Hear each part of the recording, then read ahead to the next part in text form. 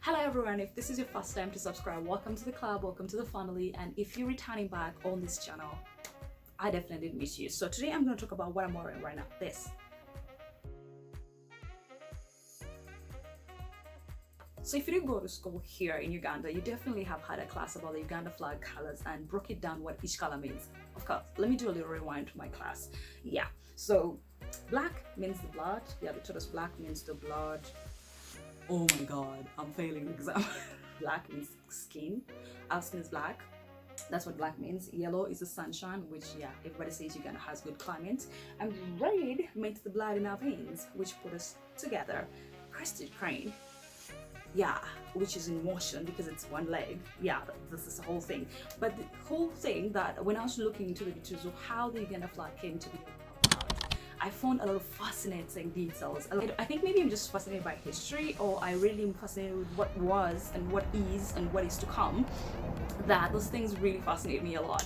So going into the history, I realized by Uganda did not have a Uganda flag at all. Like, first of all, we're in Uganda in that time. What we had were kingdoms, and at that time Uganda kingdom was the one in about like around 1892. The Uganda kingdom had a flag, but British bought their flag here in Uganda. Okay, let me flash back for you. Bunyoro was the biggest kingdom in this region, which we can call the region of Uganda right now. Bunyoro was the biggest. They had fought war and taken over everything around. I think you know that history. Then from there, Uganda kingdom came. Like all history, you overpower your enemy, and then you take over. Exactly like. And then whoever wins becomes the owner of that territory. So in that time, Uganda Kingdom became the biggest kingdom after overthrowing Bunyoro in most of the parts. That most of the landmarks are still there right now. If actually you're looking, you'll find. If you're looking for that information, you'll find. So during the colonial era, specifically in 1865, the British decided to create their own flag, putting all the symbols that are in the British flag, but putting a crested crane somewhere there because they didn't want to create clashes within kingdoms like Bunyoro, Busoga, the Langos or the Luos, all that stuff, because we had north, east, west, and so not to create a clash, they decided to go ahead and use the crested crane emblem. At that time, believe me, it wasn't moving. But it was right there standing. So because of that time, we pasted here on the uniform, which means you Ugandan soldier who has joined. So you all have uniforms, the British Army and the Ugandan Army, and the only difference is that crested crane that every Ugandan soldier actually used to have. You could see a lot of pictures in that, like in the 1865, 1867, around there. But then Uganda Kingdom had not fully welcomed the British into the host because they were ruling pretty much all of Kampala, which then wasn't Kampala. So in 1892, the Uganda Kingdom created their own handmade flag. There's a dog outside my door. My coach is happy dog. I love him. Yeah, wait for him to stop.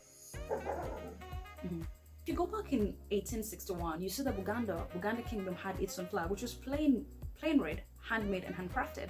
And once the British brought in their flag and put a crested crane on it, Uganda did not change their flag because by 1891 they still had their own flag. From one handmade to another, bring symbols that told who they are and what it meant to them. So maybe that's why we have a whole red. Their flag had stripes that were vertical. They had blue, white, and more blue. With that, you could see two lasses onto each other, shield of red, grounded onto a line below. When you look in history, in 1881, Uganda evolved. They put a red and a white onto their flag. Maybe that didn't work for a while because that would always happen. Every time a flag changed, it was because there was a new king, or there was a new party, or there was a new political party. So that's how the flag has evolved. If you accept evolution, you actually get to understand that history is a repetition of what happened in the past. Evolution is basically us going from this to the other. We preserve by polishing and making sure those things stay well. You polish what you found there. If it's a structure, you make it better. 1891, the Uganda flag has basically defined how their flag should look like, because now it has that red, it has that shield, and it goes ahead to have the spears crashing over each other. Okay, so we have defined clearly what the Uganda flag had, from red to that, to that, to that, and finally to that. Then to now this, as the independence of Uganda happened and we got this officiated as a Uganda flag after the British accepted it, and the Queen said, you know what, go ahead, I love the idea behind the Uganda flag. So we've come a long way. We've talked about Uganda Kingdom, we've had Bunyoro, we've broken down step, but notice this, we have not reached 1962. Ta-da! Drum rolls. This year is 1962. just the beginning of the year. Guess who's in charge? National Party, which is now considered DP. A new party comes into charge exactly in the 1960s. You know who that is? If you did your history, you remember we had these classes where Obote was in charge. So Obote being in charge, and you have Obote as the Prime Minister of Uganda, and you have the Kabaka Mutesa too as the Kabaka or the King of Uganda. See what I'm saying? Exactly. So in order to make it very good, so Uganda becomes one protectorate at that time, what Obote did was make Mutesa to become the president, and he stays the prime minister. Not a good move, that's what he did. But DP being in charge in that time, they developed their own flag, which became the Uganda flag. Not this one, that one. Yes. National flag under DP had all these fantastic colors. The originally proposed Uganda design had vertical stripes of green, blue, more green, and then also sprayed by yellow stripes. I don't know, but I think this was an inspiration because of DP, the colors of the ruling party. The Democratic Party, which is DP, the national ruling party or flag bearer of that time, decided not to remove the crested crane in the first Uganda flag, simply because it's the only bar that was proposed and no tribe had an issue with it. Remember the history when the British brought it up onto the shirts of the soldiers? God, I love this. Okay, let's move on to an election that happened and changed everything and introduced this baby. DP had an election with the UPC in 1962 and actually lost.